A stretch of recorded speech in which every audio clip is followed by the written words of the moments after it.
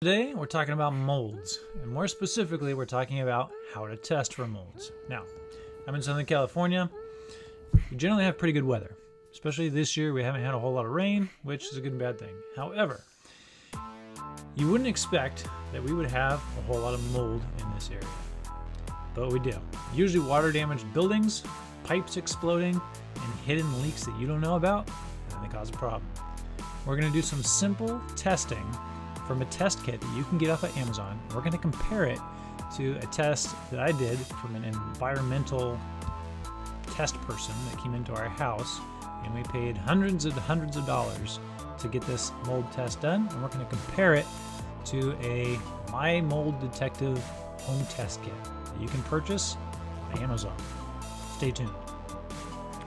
Okay, so here it is. Got that open, and you peel those little stickers off the top and the bottom, and I just use a little tab to stick them right on the edge. Don't get the sticky part on the underside on anything. And then this side, you can see that side with the intake side. That side just pushes right on there, and then you turn it on. Okay, so I got the power on now, and then you turn it on.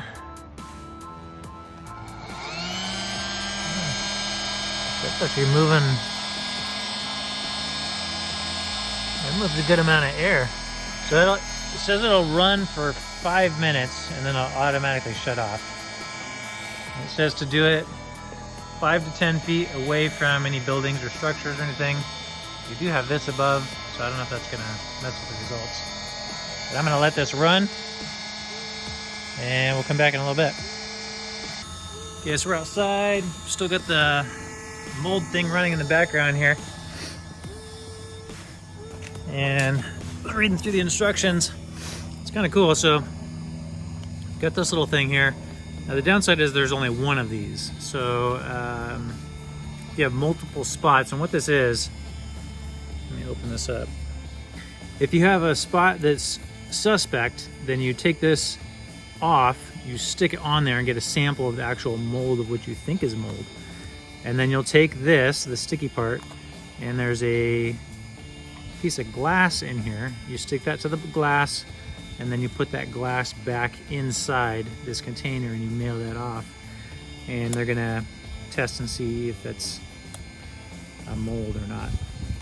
Now, I don't think I have any mold in my house, or at least I hope I don't.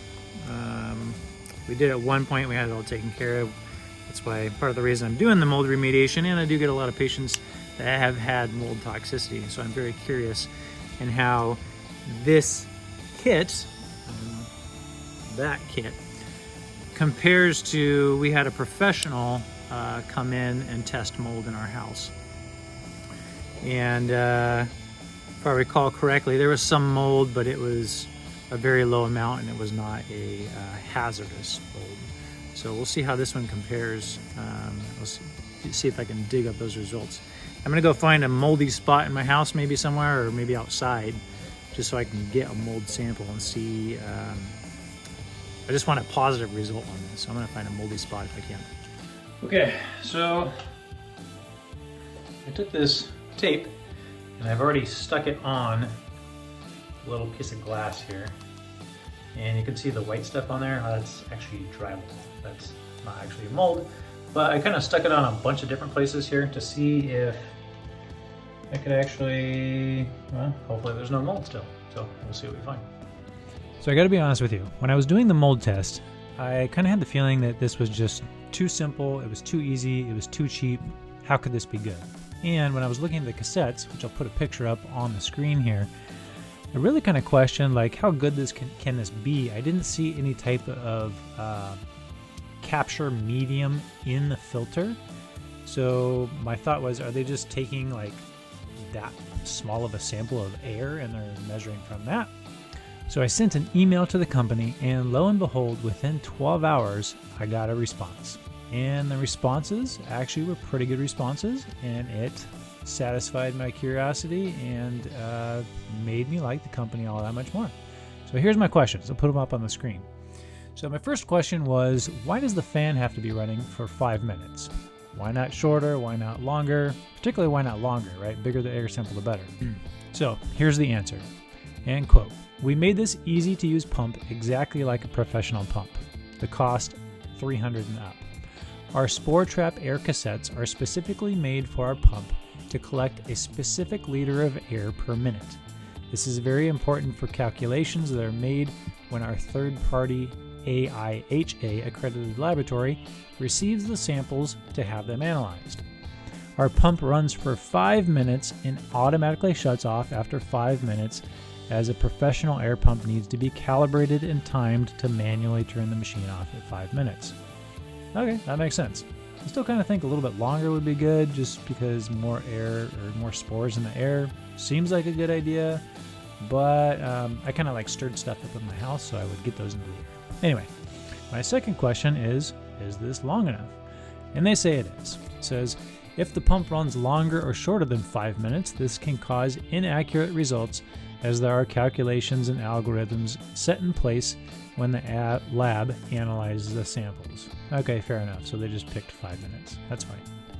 My third question, and this was really my biggest hang up with doing this lab test and questioning, when is this thing actually accurate?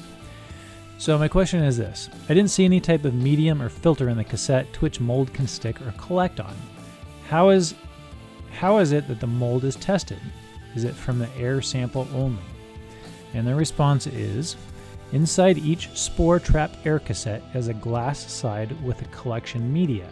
When you put the cassette on the pump and turn it on, the air is pulled through the air cassette, and when this is done, the particulates in the air are captured on the slide. When the laboratory receives the samples, they open the air cassette, pull out the slide, prep it, and analyze it under a microscope. From there, the analyst identifies what mold spores are present on the sample, records the data, and then generates a report. So there you have it. That satisfied all my questions. Now on to the report. Okay, so here we are. We've got the results from the My Mold Detective on this side.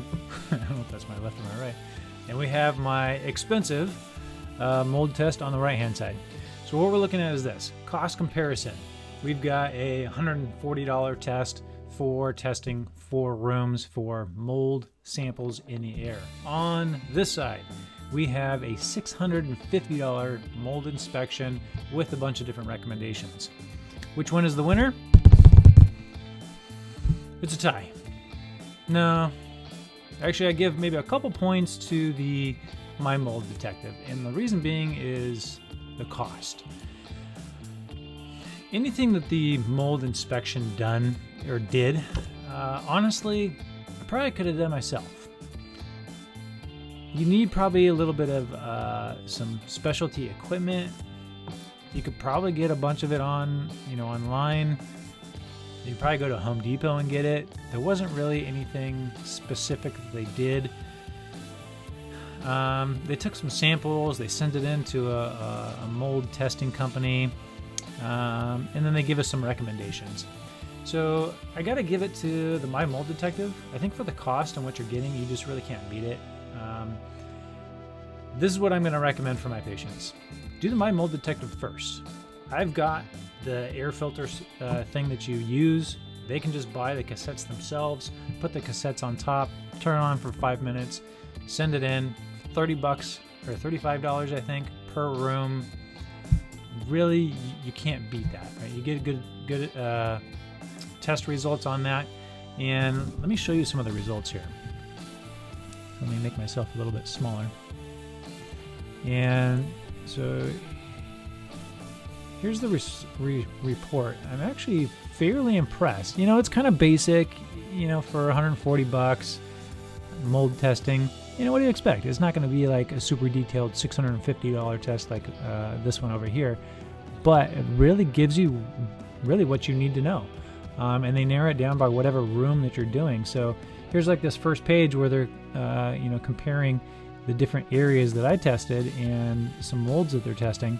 And we had a little bit in the living room and a little bit in the bathroom, which on the other mold test here, well, I already knew that. That's what we were doing remediation on. And all our other stuff was good. And so what you can do is do this test first, find out where you have the mold or mold spores in what room, and then you could probably figure out where that mold is coming from in that room, right? You just do a little investigation and look around, and you can find out. So I really like it. I think, I mean, shoot, for $140, you really can't beat that. And plus you can get it on Amazon. Turnaround time, I think it was like maybe a couple weeks or something like that. And on our other side here. So this is my expensive $650 test. And so they do inspect a lot of different areas, and this is stuff that we had known. And what they essentially do is they kind of know where to look, right? So they're going to find out, and then they're going to give you recommendations on what you should do to improve your situation. And it's helpful. I do recommend it for a lot of patients, but really, I think you should start with the My Mold Detective. They do a great job. Especially, you know, not everybody has infinite funds, so you have to kind of take into account, you know, what can the patient afford. So that's my summary. Both are really good.